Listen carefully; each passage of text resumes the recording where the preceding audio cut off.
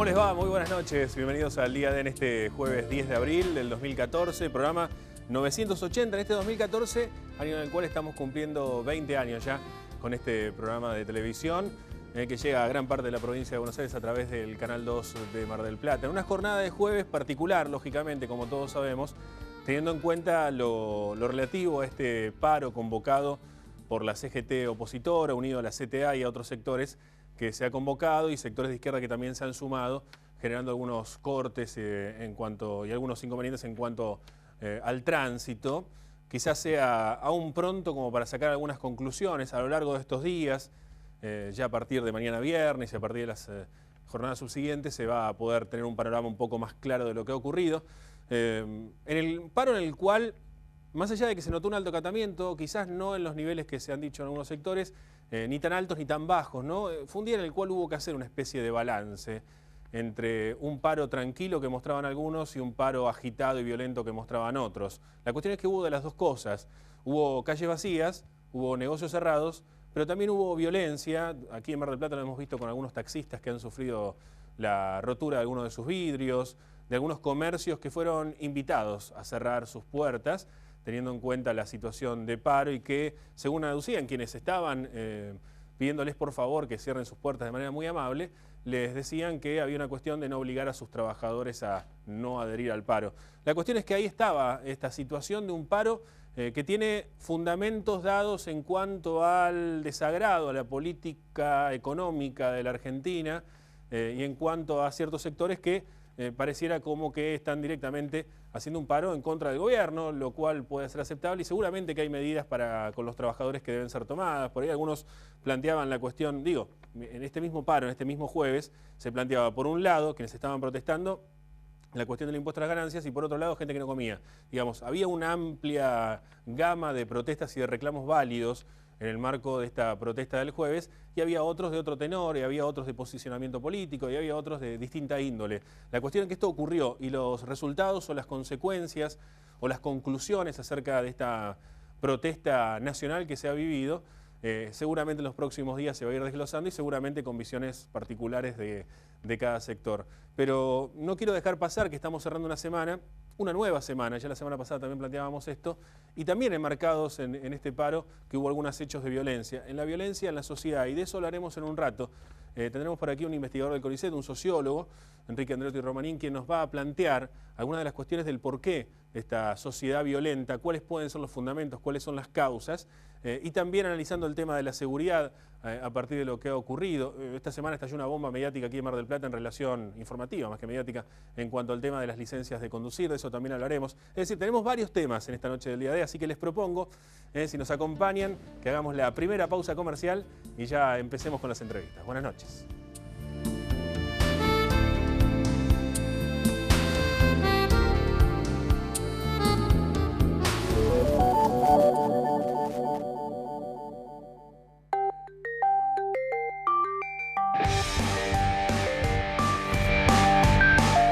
Este verano, vos, el mar y las estrellas brillando más que nunca.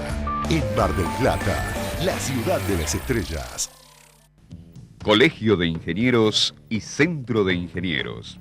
Compromiso y responsabilidad profesional al servicio de la comunidad. Sindicato de Empleados de Comercio Mar del Plata y Zona Atlántica. Por su beneficio, afíliese. En servicios, mucho más. Sindicato de Empleados de Comercio. Independencia, 1839. Gastronómicos es más. Ya hemos conseguido mucho y juntos lograremos mucho más. Unión Trabajadores del Turismo, Hoteleros y Gastronómicos de la República Argentina, Seccional Mar del Plata, San Luis 2548. Instituto Superior CATS, una nueva propuesta académica en la ciudad. Informate sobre cursos, carreras y profesorados en www.superiorcats.edu.ar. La idea es que cuando tengas un tiempito libre, unos minutos, puedas acercarte a algún centro de salud y si no, llamar al SEMA y directamente, sin orden médica, va a poder acceder a un estudio de última generación sin costo alguno, porque la mamografía es gratuita, la accesibilidad es rápida y la calidad del servicio es óptima. La posibilidad de hacer estudios que te aseguren la detección temprana del cáncer es de un valor inigualable.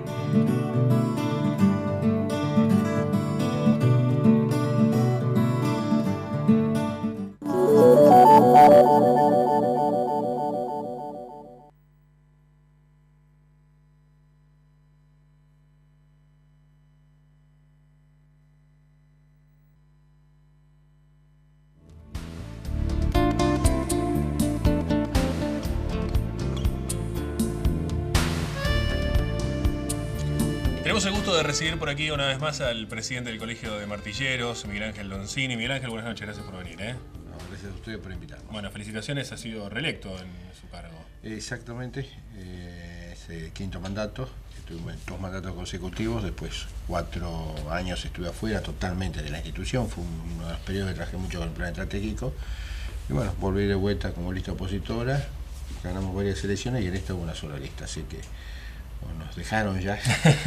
Nada, estamos terminando, la idea ha sido quedarnos fundamentalmente porque veníamos con un proyecto a largo plazo, ese proyecto lo tenemos casi terminado, pero el colegio tenía una serie de deudas que queríamos dejarlo estabilizado para que el que llegue pueda recibirlo mucho mejor. Claro. Creo que en 4 años va a quedar perfecto y nuestros colegiados van a quedar muy contentos. Bueno, lo hemos convocado por otros temas, le estaba comentando, me acordé de felicitarlo, y bueno, pero ya que lo ha mencionado, ¿cómo serían los proyectos a largo plazo? ¿Cuáles serían? Claro, los proyectos los tenemos todos completados, digamos, nosotros lo que fuimos haciendo fue dándole una fuerza edilicia a la institución, sin movilizar o sin mover la cuota social. Nosotros venimos ya hace casi 20 años con la cuota que fija el Colegio de la Provincia de Buenos Aires, con descuentos que le hacemos, y con muy poco fuimos realizando realmente casi 4.800 metros de obra. Es una de las instituciones que tiene, digamos, una fuerza dentro de nuestro rubro muy grande de la institución. Bueno, uno de los sectores que lo alcanzamos a terminar, logramos alquilarlo también a la justicia, que dentro de 60 días aproximadamente lo va a Tribunal de Menores. Y bueno, y todo eso son rentas que nosotros vamos logrando, eso, la facultad, todo lo que fuimos armando, para poder, digamos, brindarle a nuestros asociados cada vez mayor cantidad de servicios, que puedan llegar a tener sin cuota, digamos, social en el año, como profesionales, su colegio, y poder brindar para la comunidad una serie de servicios a través de nuevos salones. Hay uno muy grande que hemos, dentro de la obra que hicimos, nos quedamos con un salón de casi 250 metros, o sea que la institución tiene 3 salones muy importantes que los usan nuestros colegas, pero también lo usa la comunidad permanentemente. Como para darle, como para unificar, como para concatenar un tema con el otro, y para ir metiéndonos de lleno en el tema de la convocatoria, preguntarle en este tiempo de gestión que lleva, se ha ido cambiando mucho el panorama para los martilleros, cómo ve ese cambio, se ha mejorado, se ha empeorado, porque sabemos que también hay altibajos en la actividad de ustedes. ¿Cómo ve si tuviese que hacer un balance de todo este tiempo, digamos? Mire, yo en 20 años de dirigencia y casi 40 años de profesión he visto muchísimos crisis, como llamamos, ¿cierto? Dice que los chinos el simbolismo significa oportunidad. Yo siempre repito que los argentinos estamos muy cansados de oportunidades, queremos estabilidad, no oportunidades. Claro.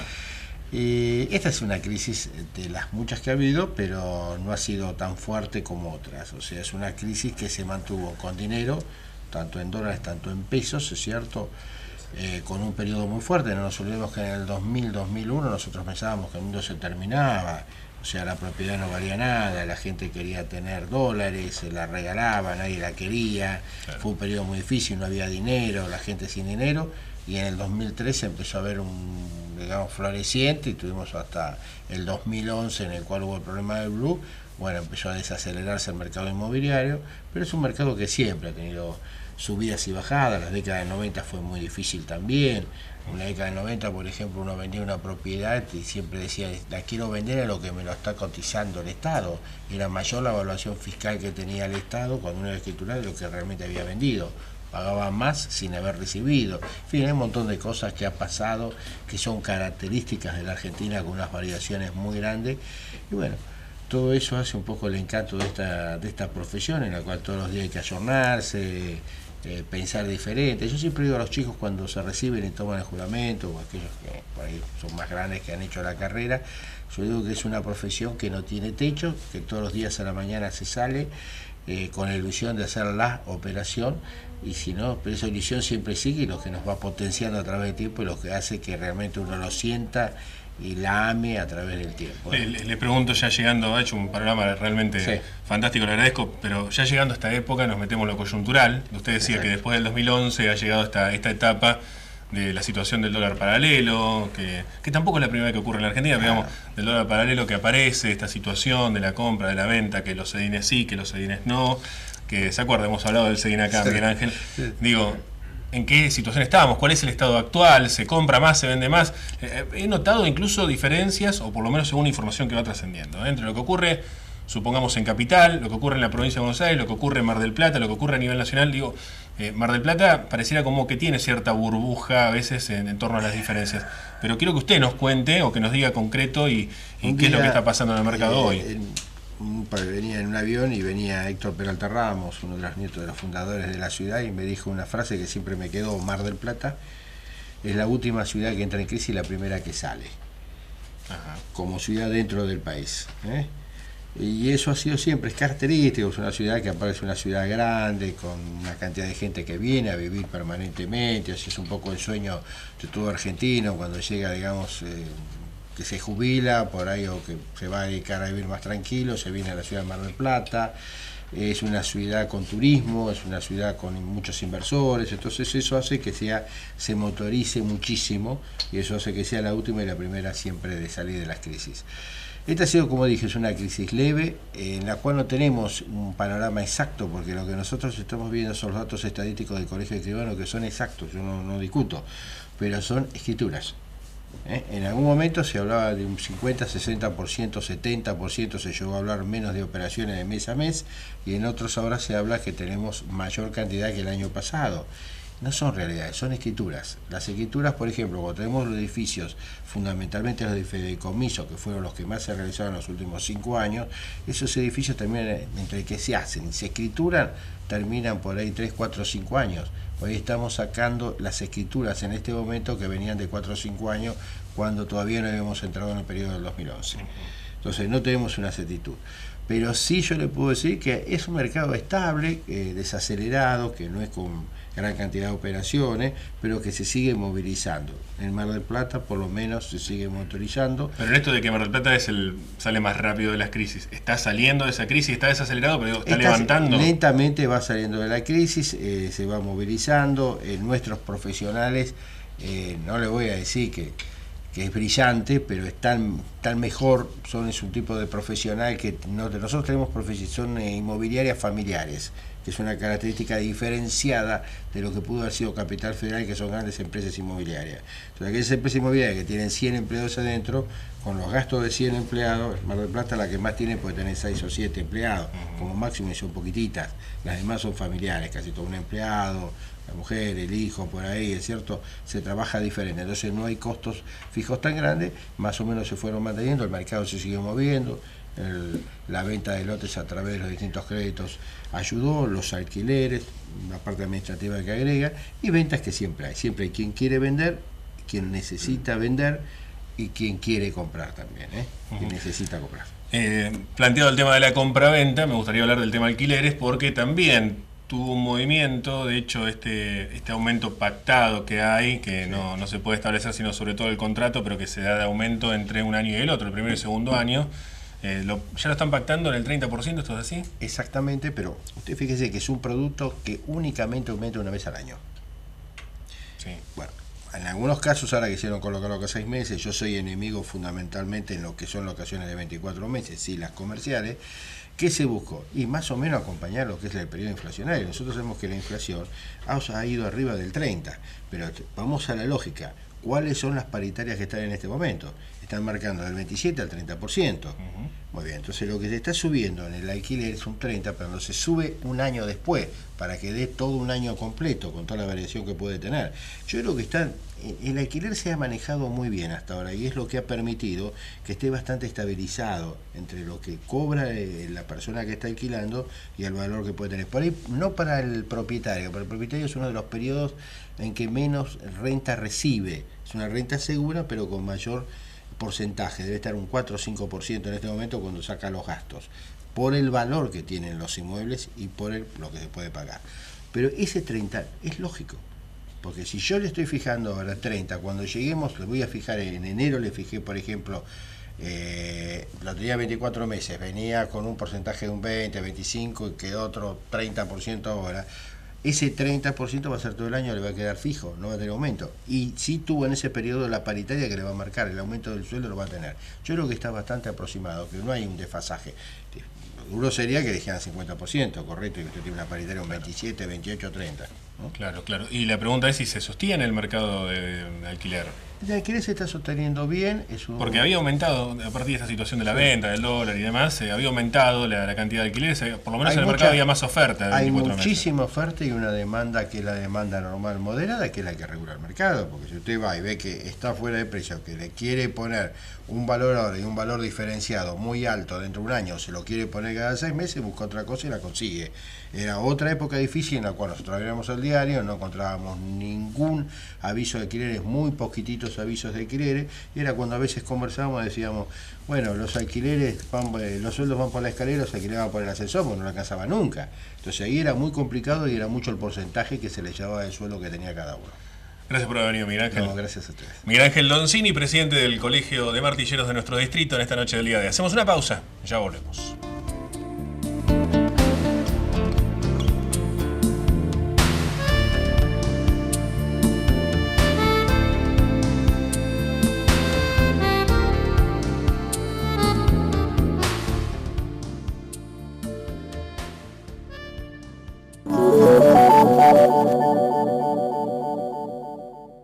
UTE El Libertador, al servicio del usuario del transporte urbano de pasajeros. 2 de hidrógeno, 1 de oxígeno y mucho de nosotros. Esto es Obras Sanitarias Municipio de General Pueyrredón. Inversión en obras y trabajo permanente para una calidad de vida mucho mejor. Logramos que el municipio goce del 95% en agua potable y cloacas. Esto es Obras Sanitarias para vos. Y tu cumplimiento lo hace posible. 10 y 24 de abril. Primer y segundo vencimiento. Inmuebles ubicados al sur de Avenida Colón. Obras Sanitarias Municipio de General Pueyrredón.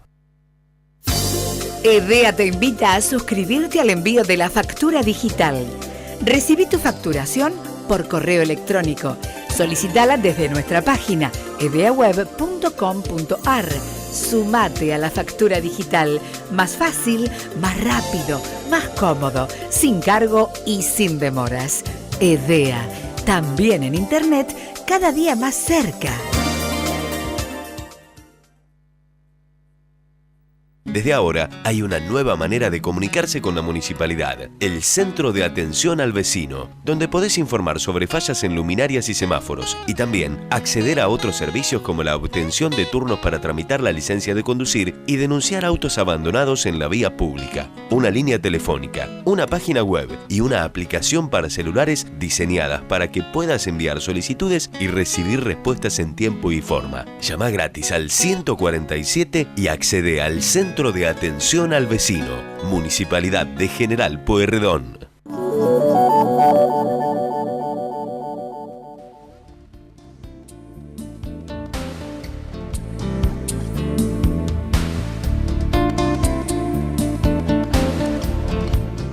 El ingeniero Mario Del Olio es el presidente de Obras Sanitarias Sociedad de Estado y hay novedades, hay noticias, hay cosas muy importantes, incluso de hace un rato nomás que estaban también trabajando. Ingeniero, buenas noches, gracias por venir. ¿Qué tal? ¿Cómo estás? Bueno, Mario, realmente hay noticias que tienen carácter histórico también. Estamos hablando de la planta de pretratamiento, digo que está avanzando.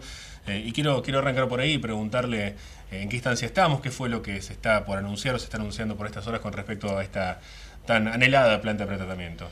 Mira, con la planta de tratamiento estamos en los tramos finales para que el BID dé la no objeción al proyecto, lo cual nos permitiría así establecer con el ENOSA, que va a ser el ente que nos va a subsidiar el 80% del monto de la planta, el 20% restante lo va a aportar Obras Sanitarias, hacer el llamado a licitación correspondiente. Hemos estado trabajando estos días porque se incluye en el llamado a licitación el colector costero que va a venir desde Santa Clara del Mar a la nueva planta, que va a permitir que los líquidos cloacales de Santa Clara del Mar los tratemos a través de la nueva planta y a través del del emisario submarino. Esto ya fue incorporado al pliego de bases y condiciones. Este fue el convenio que se firmó con Mar Chiquita, ¿no? Ese fue el convenio que firmamos con el intendente Paredes hace un tiempo. Ya fue incorporado también en el llamado a licitación.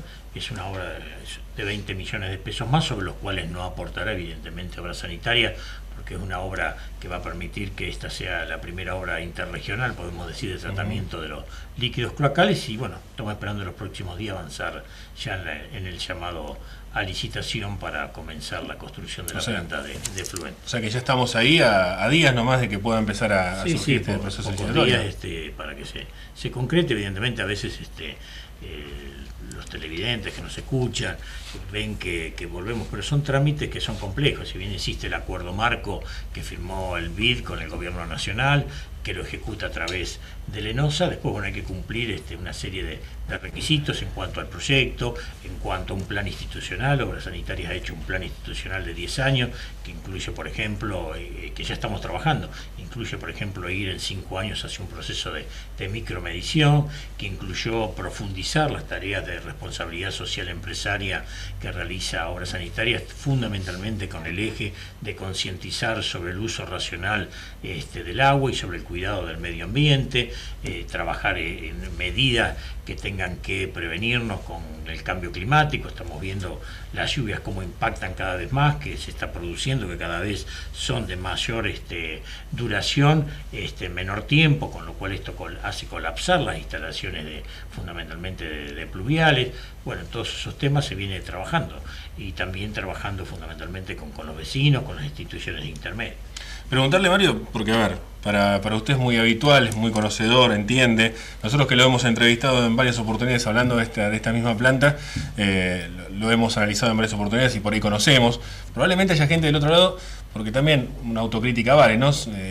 Quienes estamos de este lado, quienes estamos en un medio de comunicación, a veces una noticia la presentamos bastante, de manera muy importante, muy adjetivada para darle importancia a una noticia, pero esta realmente es histórica, digamos, esta novedad, esta noticia de poder contar con esa planta. ¿Qué significa? ¿Qué va a significar para Mar del Plata tener esta posibilidad? Bueno, la conjunción emisario-planta va a significar darle solución a un tema no resuelto históricamente. O sea, cuando hace 100 años Obras Sanitarias comenzó con el desarrollo de Nación en ese momento, comenzó con el desarrollo de las redes cloacales en el partido de General Pueyrredón, y al poco tiempo hizo la primera cloaca máxima. La primera cloaca máxima comenzó a volcar en un punto muy lejos en ese momento del centro, que era en Camet, pero comenzó a volcar sin ningún tipo de tratamiento.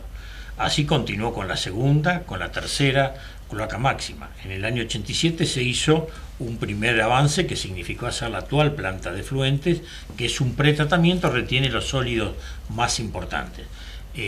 Pero faltaba la segunda etapa, que fue siempre el emisario submarino. Hoy, ¿por qué se hace una nueva planta? Porque hoy el emisario submarino se proyectó para una visión de 25, 30 años hacia adelante. O sea, permite pasar un caudal entre 8 y 9 metros cúbicos por segundo. El caudal en los picos de verano hoy del líquido cloacal es de alrededor de 4 a 4,5 metros cúbicos por segundo. Lo demás va a permitir que la ciudad siga creciendo en las cloacas en el 5% que hoy nos falta, y en los nuevos desarrollos urbanísticos que van a venir, teniendo definido el tratamiento final, que no es poca cosa. La planta actual, ¿cuánto permite tratar? 4 a 4,5 metros cúbicos por segundo, con lo cual iba a ser una limitante para el funcionamiento del emisario submarino. Segundo, la planta tiene un sistema de cribados antiguo, no permite recoger sólidos de dimensiones importantes, no tiene desengrasadores, no tiene desarenadores. O sea, si bien hay un control importante de que no se vuelcan grasas a la cloaca, mucho se vuelca. O sea, un 66% de las grasas que hay en el cloacal lo produce la industria, un 37% lo producimos nosotros en el domicilio, que cuando hacemos una milanesa, después, en vez de poner el aceite sobrante en un bidón y trasladarlo así al centro de recolección de residuos, lo volcamos al sistema cloacal. Sí, la gran parte la tiene la industria, claro, nosotros podríamos colocar casi en un 40%. En un 40%. Todo ese sistema cloacal de grasa que hay en los cloacales hoy originaba los problemas de olores que hemos tenido en la planta durante mucho tiempo. Bueno, ahora, más allá de todo lo que se ha hecho y que se ha logrado disminuir el porcentaje a través del registro de generadores de efluentes, de incluir una sanción por DQO, aquel que vuelca grasa en exceso en el sistema cloacal, va a tener desengrasadores que si pasa, digamos, y llega al punto final, no se vuelca al mar, se van a retener antes y se va a proceder a su tratamiento. Los líquidos sólidos van a ir acompasados a una planta de compostaje que ya la tenemos en marcha, estamos en todo un proceso de cambio.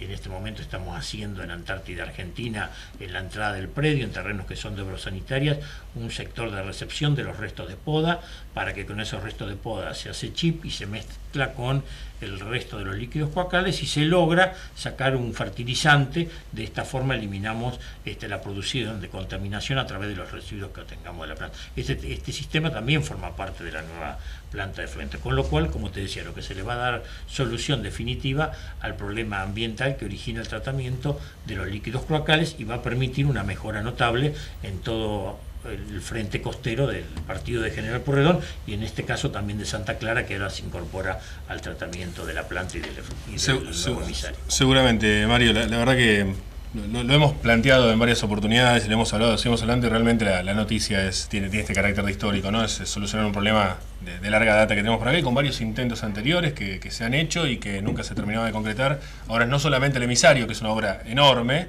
sino que también está la planta. Y además lo que generará no solamente en el ambiente en cuanto a los desechos, digamos, a lo que largue esa planta, sino también en cuanto al ambiente, pues se va a forestar, también se va a generar un parque eólico. La planta, ¿no? Bueno, la tierra donde se va a construir la planta se ha sido expropiada, son 187 hectáreas que se expropiaron 500 metros adelante de la planta actual.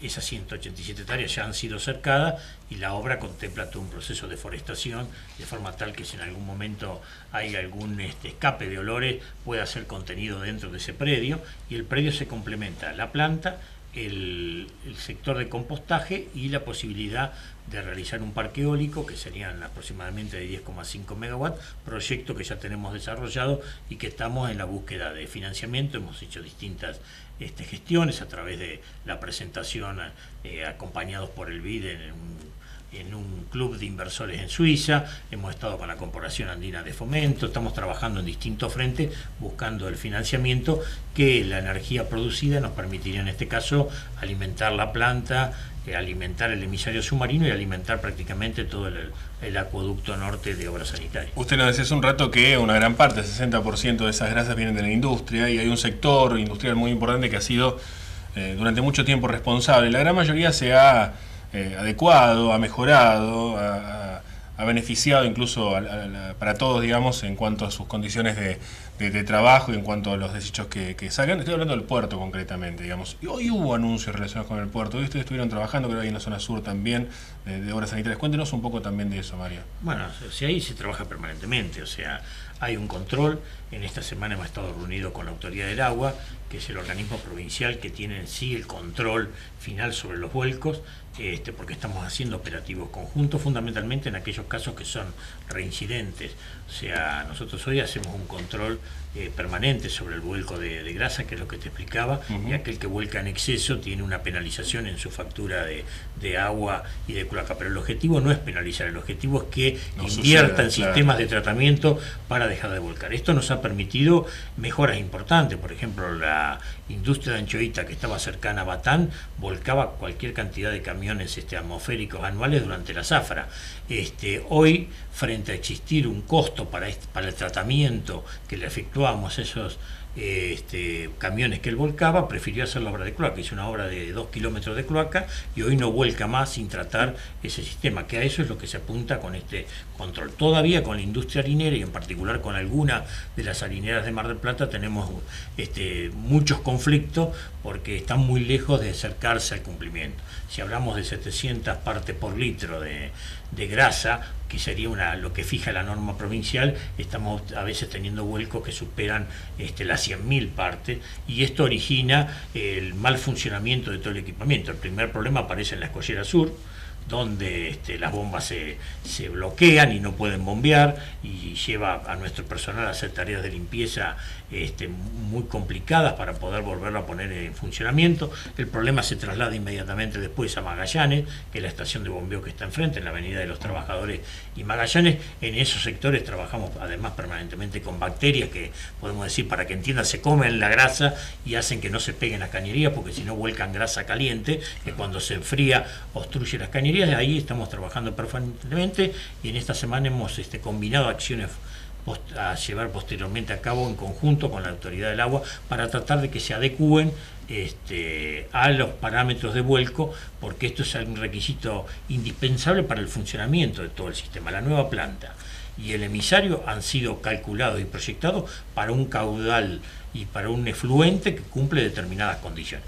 Tomamos prevenciones, ponemos desarenadores, ponemos desengrasadores, pero la idea es que cada uno vuelque de acuerdo a lo que corresponde. Y en esto se está trabajando en todos los frentes, aún en algunos casos en el frente legal y judicial, donde hemos obtenido medidas de la justicia favorables a obras sanitarias para poder marcando que el trabajo que se viene haciendo está encaminado en el camino correcto.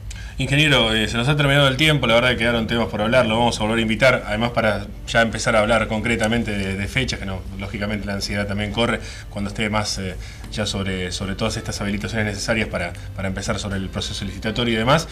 Nos quedó el tema, no hablamos nada de agua, imagínense, así que tenemos mucho para hablar, así que gracias por esta vez por haber venido. Bueno, yo te agradezco, pero aprovecho la oportunidad para pasar un aviso que creo que es importante. Esta semana hemos abierto las ofertas económicas para comenzar la obra de cloacas de la ampliación del parque industrial. Y lo comento porque esta obra de cloacas no solo va a generar trabajo fundamentalmente en la ejecución de la obra, sino trabajo en las nuevas industrias que se van a instalar en esta ampliación del parque industrial. Ya hay hoy industrias ampliándose, es una obra de 12 millones de pesos, son casi 8 kilómetros nuevos de cañería que van a permitir comenzar a tomar forma todo este proyecto del municipio de General Pueyrredón a través de la Secretaría de Producción de ampliación del parque. Y bueno, vamos a comenzar en poco tiempo con la realización de esta obra, que además trae como valor agregado que está calculado todas las nuevas instalaciones para permitir que barrios como Colina Alegre o Estación Chapamalal o ampliar la red de Batán permita realizar. Gracias por venir, ingeniero. Al contrario, gracias a vos. El ingeniero Mario Delorio, presidente de Obras Sanitarias, Sociedad de Estado. Hacemos una pausa y ya volvemos.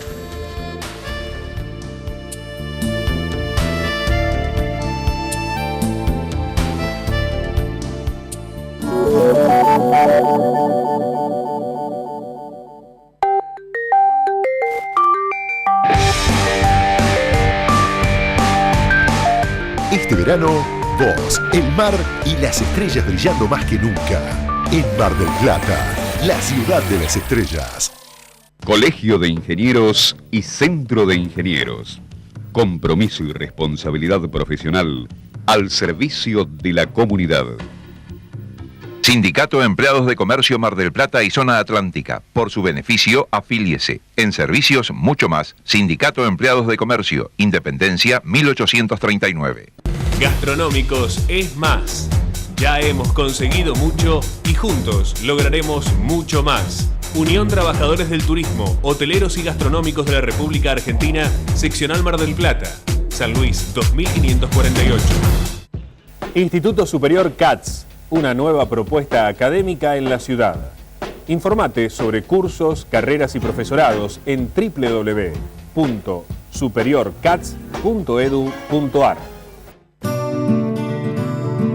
La idea es que cuando tengas un tiempito libre, unos minutos, puedas acercarte a algún centro de salud y si no, llamar al SEMA y directamente, sin orden médica, va a poder acceder a un estudio de última generación sin costo alguno. Porque la mamografía es gratuita, la accesibilidad es rápida y la calidad del servicio es óptima. La posibilidad de hacer estudios que te aseguren la detección temprana del cáncer es de un valor inigualable.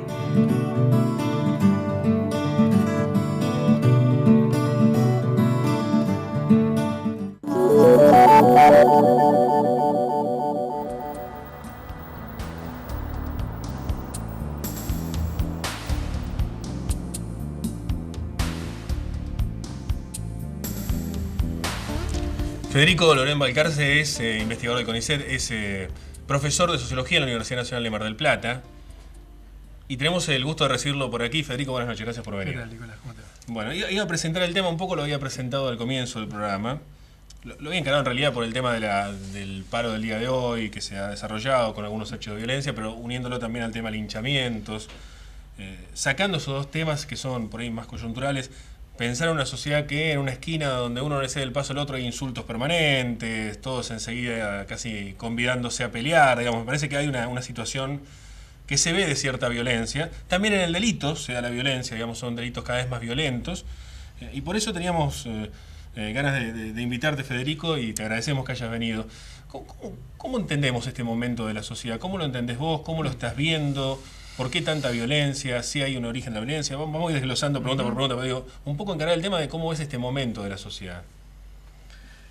Sí, diría yo, para tratar de comprender un poco y situar este momento del que estabas hablando, hay una primera cuestión que hay que aceptar, digamos así, en términos incluso de históricos, que es que las sociedades humanas son sociedades que, los grupos humanos, la vida en común de los seres humanos, entraña necesariamente siempre alguna forma de conflicto que puede derivar en el uso de medios que denominamos violentos, que pueden ir desde agarrarse a trompadas hasta usar armas, hasta simplemente forzar a otro a hacer algo que no desea hacer. ¿Sí? ¿Pero en el origen es una cuestión de condición humana o es una cuestión no vamos a hacer una teoría sobre el origen psicológico, subjetivo, de esas cuestiones, pero sí una verificación que hace que tengamos que entender que toda sociedad conoce sus formas de violencia y que de hecho cuando reflexionamos acerca de la violencia de la sociedad, incluso cuando vos presentabas estos ejemplos, surge rápidamente una constatación bastante evidente, que es que los aspectos violentos de la conducta humana pueden aparecer en distintos ámbitos. ¿Sí? Podemos hablar de violencia en el fútbol, de violencia doméstica, de violencia delictiva, se habla también de la violencia institucional, ¿sí? Se puede hablar de la violencia interpersonal,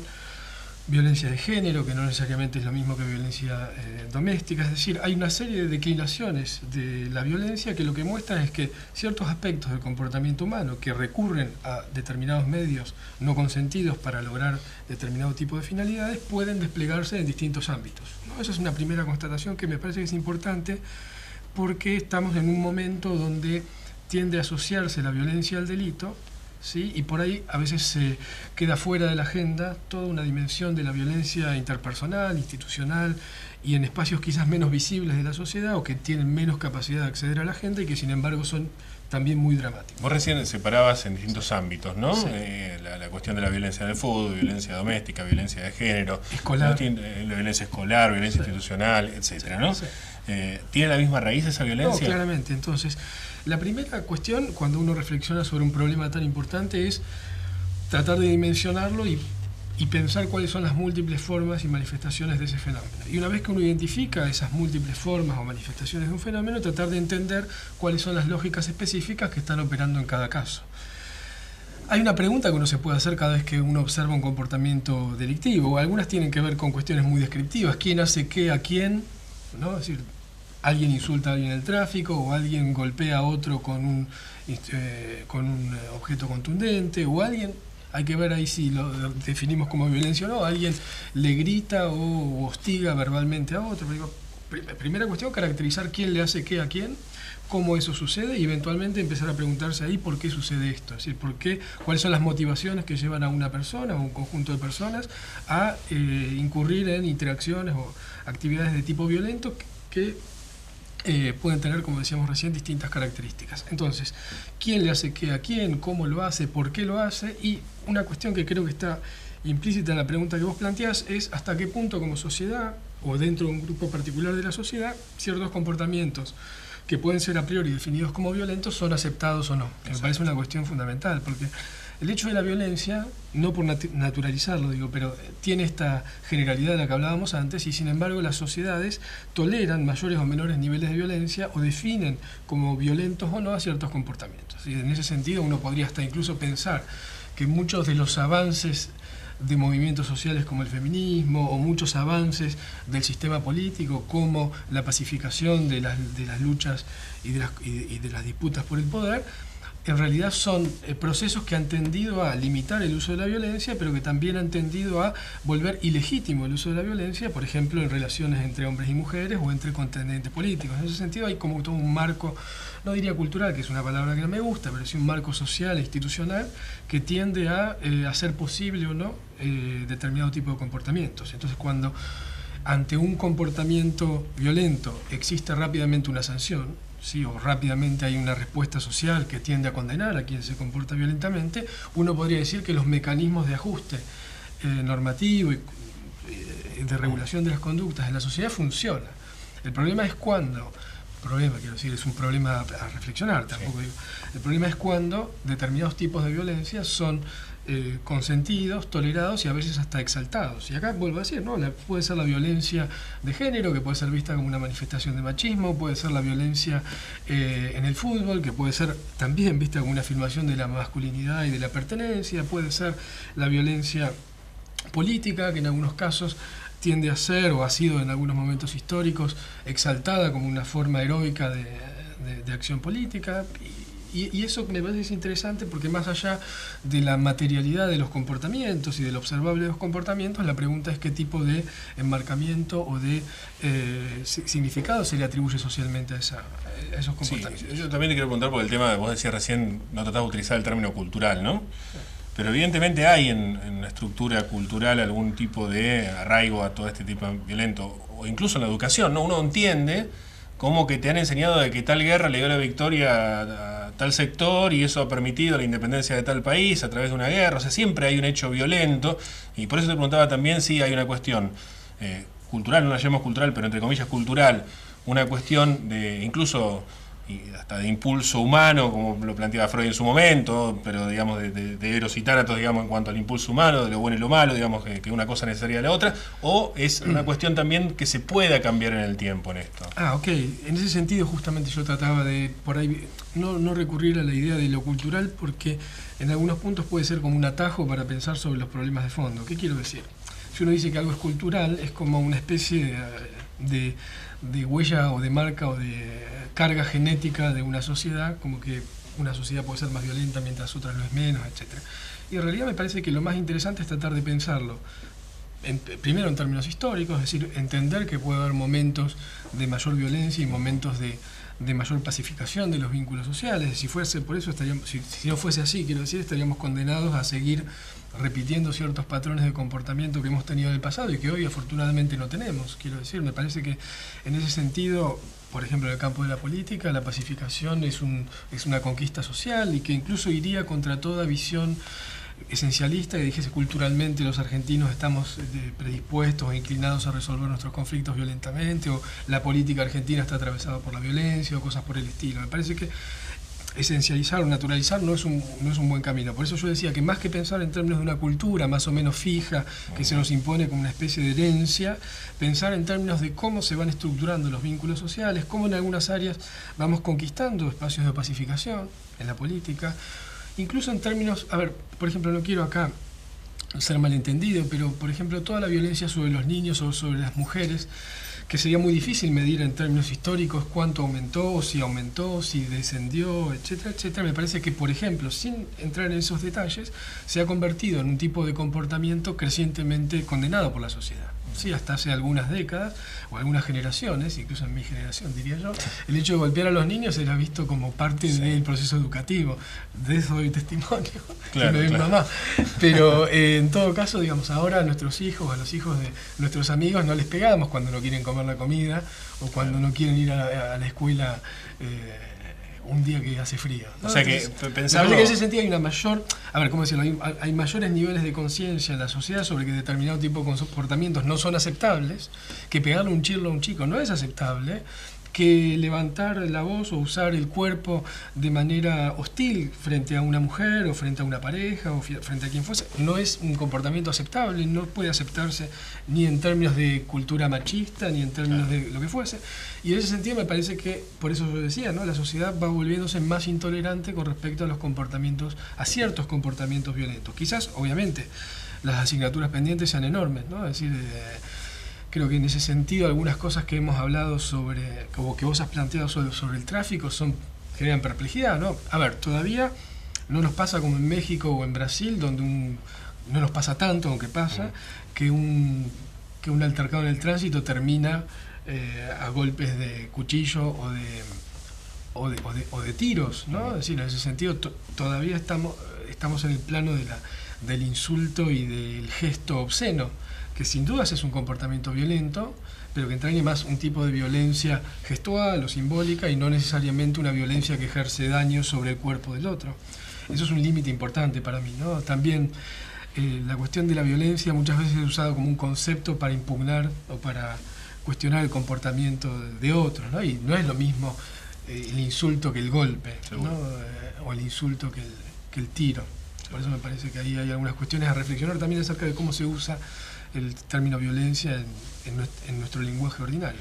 Federico, nos hemos quedado sin tiempo, pero queremos seguir hablando de estos temas, te volveremos a convocar, ¿puede ser? Sí, claro. Bueno, muchísimas gracias por haber venido. No, gracias a vos, Nicolás. Federico Loren Balcarce, investigador de CONICET, sociólogo, profesor de la carrera de Sociología en la Universidad Nacional de Mar del Plata, analizando la situación de la violencia en general y en estos aspectos que se marcan en la sociedad y que muchas veces tanto nos preocupan. Hacemos una breve pausa y después hablamos sobre el escándalo que surgió a partir de la situación de la licencia de conducir. En un rato por aquí, el doctor Adrián Albolite. Ya volvemos.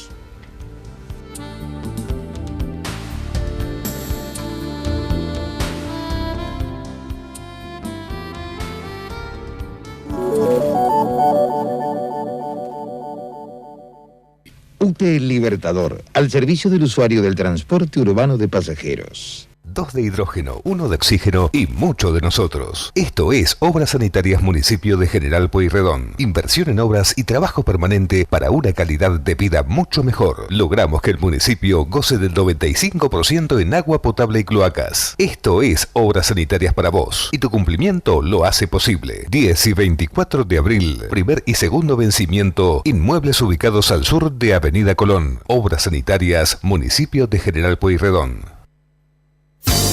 EDEA te invita a suscribirte al envío de la factura digital. Recibí tu facturación por correo electrónico. Solicítala desde nuestra página edeaweb.com.ar. Sumate a la factura digital. Más fácil, más rápido, más cómodo, sin cargo y sin demoras. EDEA, también en Internet, cada día más cerca.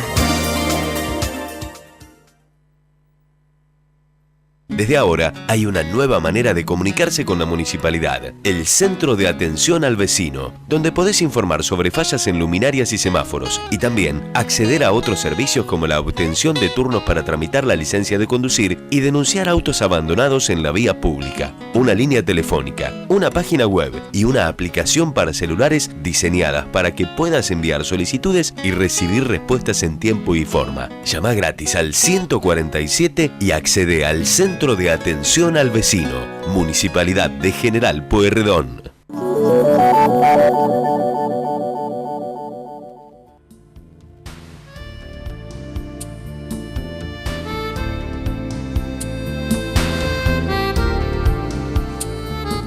En esta misma semana, el intendente llamaba a conferencia de prensa, nos avisaban a los medios para ir a asistir por el tema de la contingencia meteorológica, del temporal.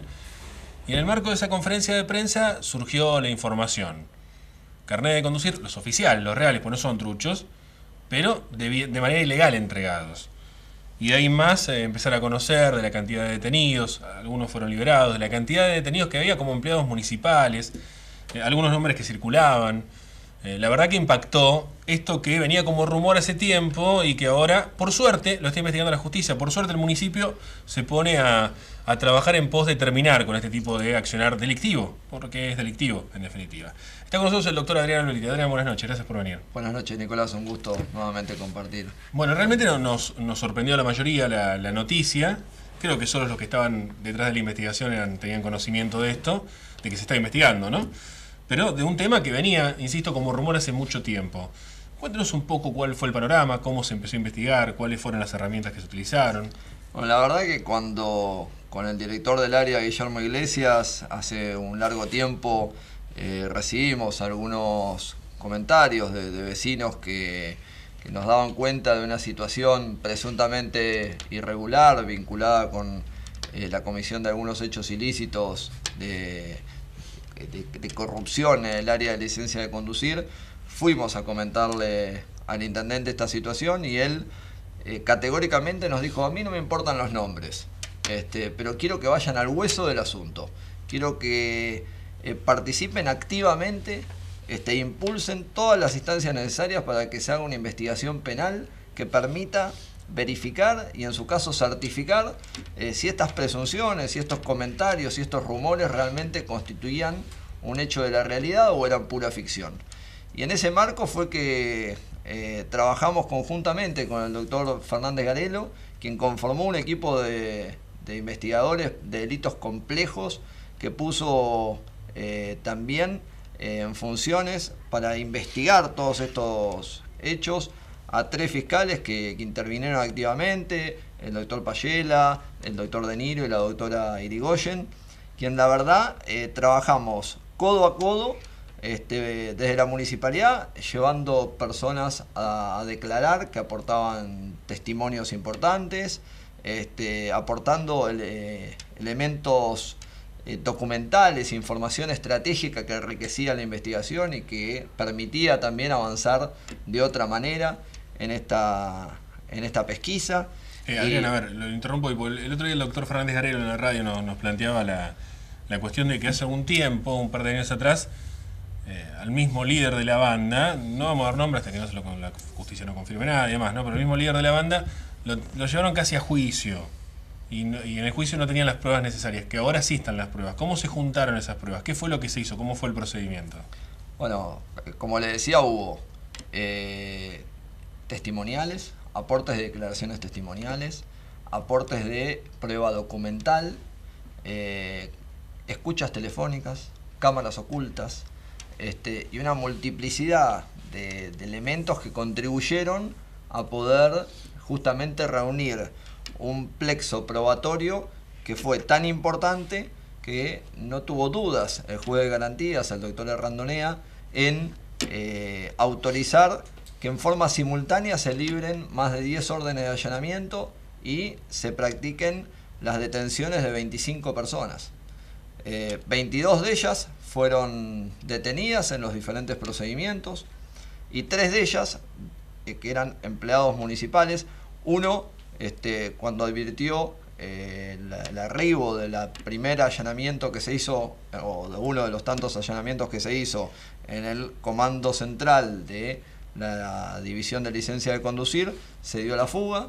La justicia está aún buscándolo, y 2 municipales más justo ese día estaban con un goce de una licencia, con lo cual no estaban trabajando y todavía tampoco se pudo dar con el paradero de estas personas. De los 25, 22 fueron detenidos, 18 son agentes municipales, 9 hombres y 9 mujeres. A 10 de ellos ya la justicia le tomó en el día de ayer declaraciones indagatorias. Hoy se están terminando con el resto de las indagatorias. La justicia, en virtud de que las excarcelaciones no se determinan por una expectativa de pena, sino por justamente una presunción de que la persona no evada los procedimientos judiciales, dispuso que el procesamiento continúe, pero les permitió a 5 de ellos continuar los procesos judiciales, recuperando provisoriamente su libertad. A ver, Adrián, son 25 personas en principio las que están involucradas en esto, como usted bien decía, hay 22 detenidos, o bueno, uno en cada libertad, y 3 prófugos, digamos. Era muy grande la organización, evidentemente se manejaba mucho dinero. Pues, a ver, mantener un ilícito como como que se está presentando, que supuestamente se estaba cometiendo, digamos, entre 25 personas, quiere decir que había un movimiento de dinero permanente y en gran cantidad y durante mucho tiempo seguramente también. De todos los días había una asociación ilícita conformada por operadores externos, por 7 en principio operadores externos, pues digo en principio porque la investigación está abierta, que actuaban en connivencia con agentes municipales para perpetrar estos delitos graves que están relacionados con justamente el delito de asociación ilícita, de defraudación a la administración pública, de incumplimiento de los deberes de funcionario público y de falseamiento de instrumento público. Son 4 tipos penales que le fueron imputados a estas personas y que realmente... Y que son graves, digamos, se van a ir presos si esto se comprueba.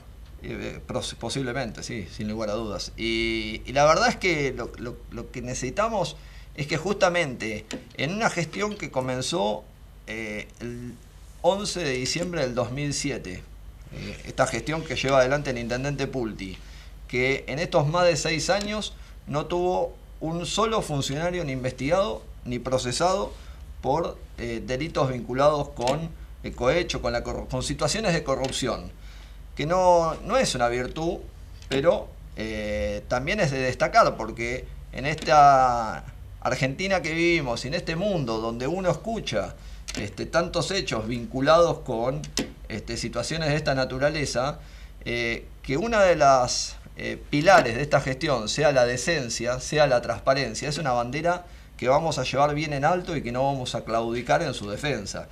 Y también hay que decirlo que la amplia familia de trabajadores municipales, que todos los días se levanta temprano para ir a trabajar, que concurra a su puesto de trabajo, que toma sus funciones, que lo hace con decencia, con compromiso, con muchas ganas de demostrar que este trabajo municipal es un verdadero servicio público que quiere brindarse con excelencia, no puede permitir que un grupo de vivos denoste justamente lo que implica ser un empleado municipal. Nosotros buscamos la excelencia, buscamos, aparte de la excelencia, la transparencia, y en ese camino es en el que estamos, y por eso la municipalidad encaró un proceso de investigación profundo con la Fiscalía, con un trabajo brillante, pormenorizado, profesional, minucioso, que nos permitió culminar una primera etapa de esta gran investigación que llevó muchos meses de trabajo, con estos resultados, de poder certificar justamente estas maniobras fraudulentas y poder producir las detenciones y las imputaciones penales a los sujetos responsables de estas maniobras. Esto también se plantea para que algunos pongan las barbas en remojo también. ¿Seguirá? Por el otro día el fiscal Gabriel nos decía, bueno, habrá que ir acostumbrándose a esto. ¿Se va a seguir investigando en otros sectores? ¿Esto alcanzará, la investigación esta misma alcanzará otras áreas? O algunas nuevas que puedan encararse? O sea, ¿hay una decisión también de empezar a mejorar este aspecto en donde haya que mejorarlo? Nosotros, cada elemento, cada información que pueda presumiblemente constituir un delito de acción pública, un delito que atente contra la prestación de un servicio público que el Estado municipal tenemos que garantizar, vamos a llevarlo a la justicia para que la justicia realice su tarea, y vamos a colaborar con ella en todas las instancias que fuera necesario para que esta gestión, que ha dado signos sobrados de ser una gestión transparente, decente, en 6 años, los 6 años anteriores a esta gestión, tuvieron 18 funcionarios investigados y procesados, después muchos de ellos absueltos por diferentes motivos, y haciendo ese paralelismo que le decía, esta gestión ha dado sobradas muestras de eso, y la verdad es que esto se transforma en una situación donde desde el propio Estado municipal queremos librar esta batalla, por decirlo de alguna manera. Nosotros no solamente buscamos la decencia, una vez más dicho, sino que buscamos la excelencia, y para buscar la excelencia no podemos trabajar con unos vivos que, amparados en una situación de poder, aprovechan las circunstancias para hacer un negocio particular. No lo podemos permitir, y por eso es que impulsamos este camino. Adrián, gracias por haber venido. En la próxima vamos a hablar de la Secretaría de Seguridad, de cómo está funcionando. Ya hemos hablado con algunos integrantes de esta Secretaría, en algunas cuestiones muy interesantes también, así que en la próxima lo invitamos para eso. Queríamos hablar de esto, le agradecemos por esta noche. Por favor, como siempre, a disposición. Muchas gracias. El doctor Adrián Olite, secretario de Seguridad, Control y Justicia Municipal. ¿Lo dije bien, ¿no, Adrián? Sí, perfecto. En esta noche del día de hoy. Hasta aquí hemos llegado. Los espero el próximo jueves a las 22 aquí por Canal 2 de Mar del Plata. Gracias por acompañarnos. Chao, buenas noches.